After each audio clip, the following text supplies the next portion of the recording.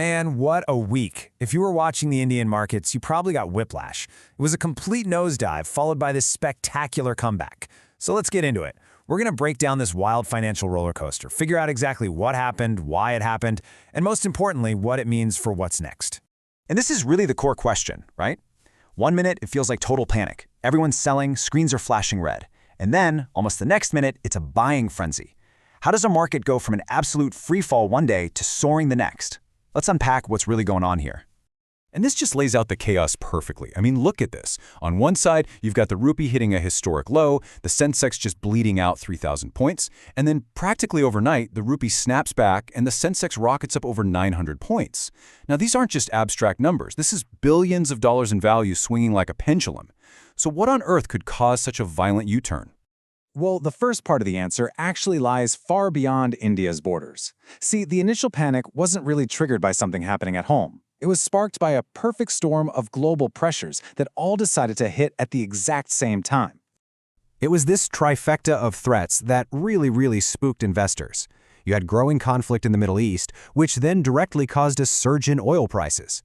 And at the very same time, all that global uncertainty made investors run for the safety of the US dollar. That makes the dollar stronger and puts a ton of pressure on currencies like the rupee. Now, this number here is so important.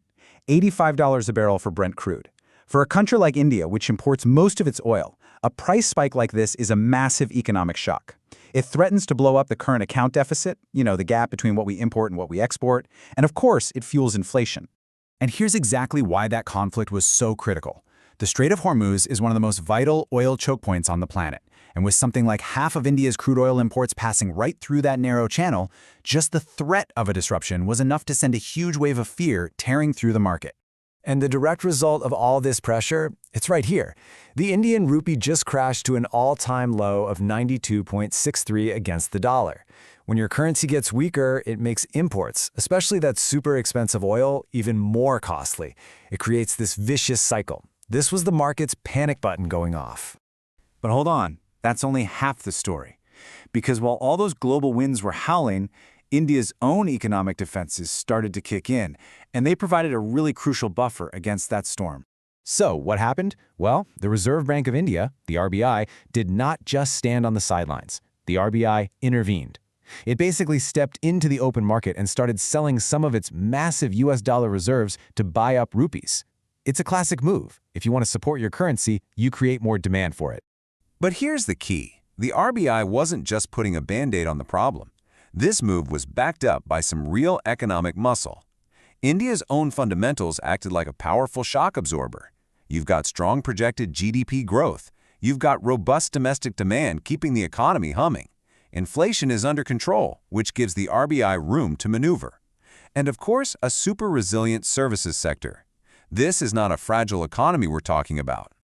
Okay, so the economy was solid, and the RBI stepped in. But what was the actual spark? What was the one single thing that made investors flip from sell everything to buy in just a matter of hours? This was it. This single quote from an Iranian official was the absolute game changer.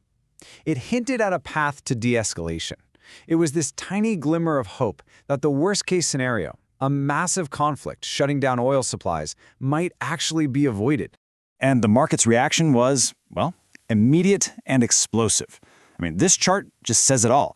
After days of averaging a 1.5% drop, boom, the Sensex shot up over 1% as soon as this news hit. It's a perfect example of how much markets are driven by sentiment and what we think is going to happen next. So, the market survived the storm. Great. But that brings us to the bigger picture. So, now what? Was this just a one-off crazy week? Or is this kind of whiplash volatility something we should just get used to in 2026? Well, according to the experts, the rest of the year looks like a real delicate balancing act. On one hand, you've got these powerful tailwinds pushing us forward. Corporate earnings are recovering, domestic investment is strong, policies are supportive. But on the other hand, the headwinds that caused this whole mess, they haven't gone away. Geopolitical risks still out there, a lot of stocks are expensive, and private company spending is still a bit sluggish. And I think this quote from Dheeraj Relly of HDFC Securities really hits the nail on the head. The whole psychology of the market has changed. What does that mean for you? It means the days of just chasing any hot stock, no matter the cost, are probably over. Now investors are hunting for quality companies, strong businesses that are trading at a fair price. Discipline is the new name of the game. Which leaves us with this final thought. Yeah, the market bounced back, but the underlying risks are still there. So, did we just make it through the entire storm, or are we just in a moment of calm, the eye of the hurricane, with more turbulence still to come? That right there is the billion-dollar question for 2026.